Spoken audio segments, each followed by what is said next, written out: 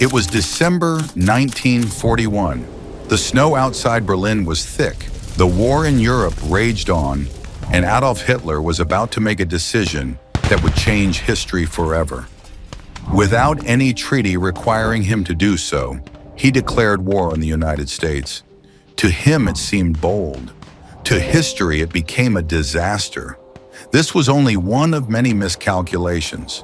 Today, let's uncover the top 5 mistakes Hitler made during World War II, each one a story of arrogance, blindness, and downfall.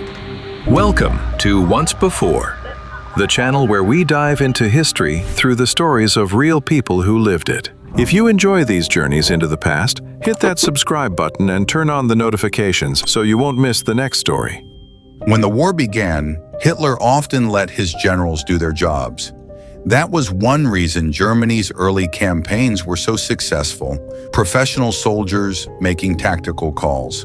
But as victories piled up, so did Hitler's ego.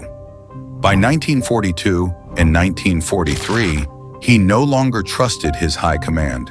He would sit in his headquarters, poring over maps, moving units on paper as if it were a game of chess.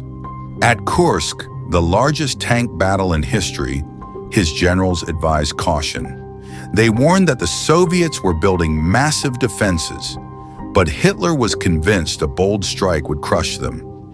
He delayed the attack for weeks, waiting for new tanks, giving the Soviets even more time to prepare. When the battle finally came, it was a disaster. Thousands of German tanks were lost. It was the last time Germany had the strength to mount such an offensive on the Eastern Front. Hitler's obsession with control cost him the very mobility that had made Blitzkrieg effective. To Hitler, retreat was weakness. He believed German soldiers should hold every inch of ground, no matter the cost. But this mindset turned battles into graves. In 1942, during the fight for Stalingrad, General Pallas begged for permission to break out of the Soviet encirclement. The Red Army had trapped over 250,000 German soldiers inside the ruined city. Winter was closing in, food was running out, and the Luftwaffe couldn't supply them from the air. Still, Hitler's orders were clear. No retreat, not one step backward, so they stayed. For weeks, the Sixth Army starved and froze. Horses were slaughtered for food. Ammunition dwindled. By February 1943, Paulus surrendered. It was the first time a German field marshal had ever capitulated. The loss shattered the image of Nazi invincibility. Hitler's stubbornness had destroyed an entire army. In the summer of 1941, Hitler launched Operation Barbarossa, the largest invasion in history. His dream was clear: conquer the East, seize farmland, oil and resources, and destroy what he called Bolshevism. He was so confident that he told his generals the Soviet Union would collapse in just a few months. At first, it seemed true. Millions of Soviet soldiers were captured. German panzers raced across the plains. But then reality set in. Distances were vast. Supply lines broke down. Mud in autumn slowed vehicles to a crawl. And then came the Russian winter, temperatures so low that engines froze, weapons jammed, and soldiers suffered frostbite. Instead of preparing for a long war, Hitler believed he could win quickly.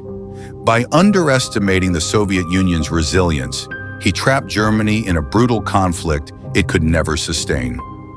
The Eastern Front became the graveyard of the Wehrmacht. After Pearl Harbor, Hitler could have watched from the sidelines while Japan fought America in the Pacific. Germany had no need to get involved, but arrogance and ideology blinded him.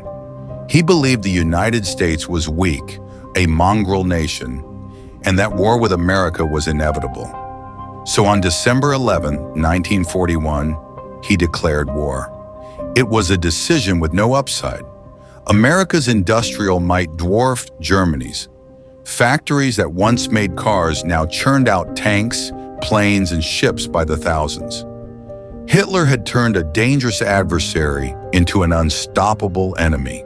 Soon, American troops were landing in North Africa, then in Italy, then on the beaches of Normandy. Declaring war on the United States ensured Germany would be crushed on multiple fronts. Wars aren't just fought with bullets, they're fought with supply lines. But Hitler ignored this basic truth. He dreamed of conquering vast territories, but never ensured the roads, fuel, and railways could support his armies. When the Wehrmacht advanced deep into Russia, trucks broke down, fuel ran dry, and soldiers marched in summer uniforms through the freezing winter. Food rotted before it reached the front.